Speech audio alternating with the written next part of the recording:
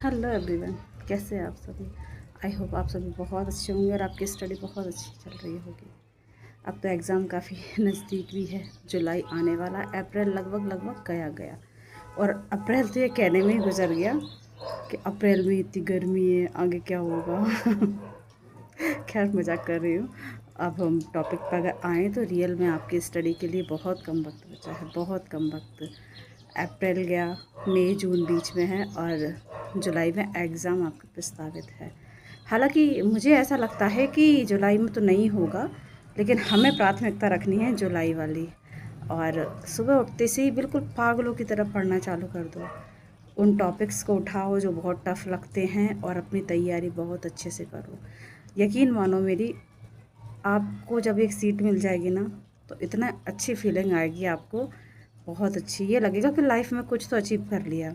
अपना माइंड इतना सेट करके चलो कि अभी तक जैसा लाइफ रही है, जैसा जीवन रहा है, उसके साथ हमने समझौता किया, लेकिन हमें अपने सपने तो पूरे करने हैं। मरना तो ऐसे नहीं है। भले छोटा सा अचीवमेंट कुछ लाइफ में करें, लेकिन कुछ तो यूनिक करें, है ना। जिसके लिए हमारे पेरेंट्स ने इतनी मेहनत की है, इतना पैसा बर्बाद किया है हम पर, तो बनता है ना। और प्राइवेट जॉब का तो देखो, मैं ऐसा नहीं कहूँगी कि उसमें अर्निंग नहीं है, बहुत अच्छी अर्निंग है उसमें भी, और अच्छा कमाते हैं कमाने वाले।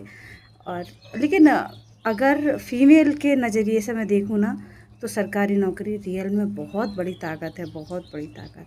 और देखिए, स्ट्रगल तो लाइफ के कभी ख़त्म नहीं होंगे।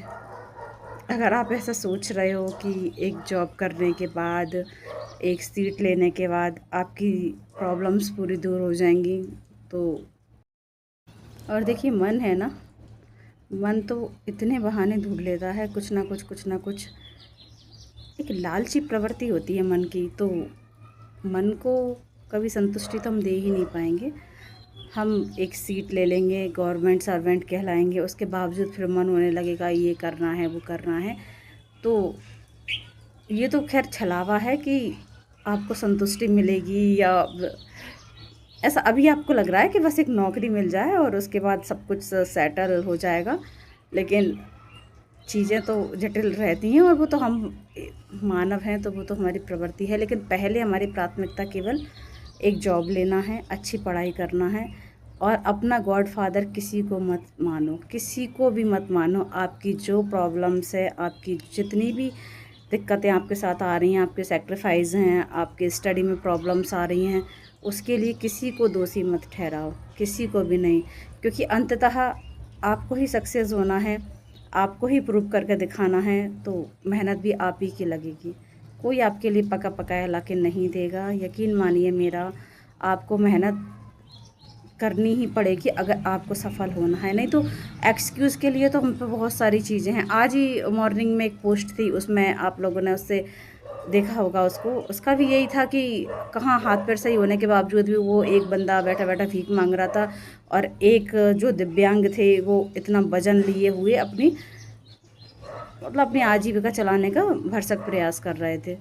तो देखिए, अगर हमें उदाहरण लेने हैं, मोटिवेशन लेना है, तो इतनी बड़ी धरती पे तमाम लोग हैं जिनसे हमें मोटिवेशन मिल सकता है, बहुत लोग हैं।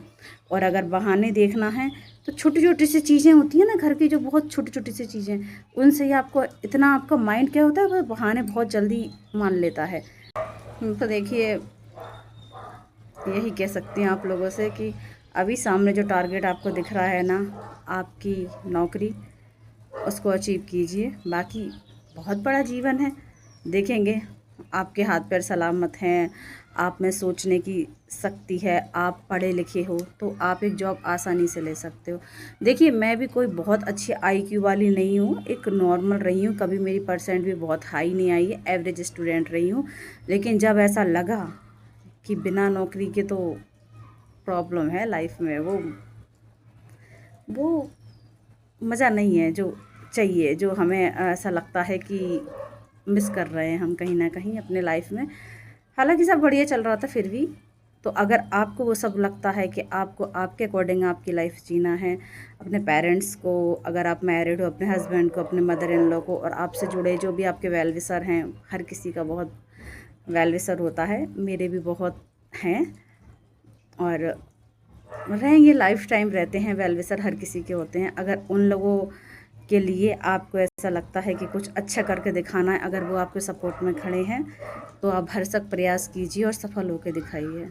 बाकी शिकायत करना छोड़ दीजिए, किसी से कोई शिकायत नहीं करना, किसी से कोई कमेंट नहीं करना, अपने माइंड को कूल रखना है, बिल्कुल कूल, है ना। Okay bye.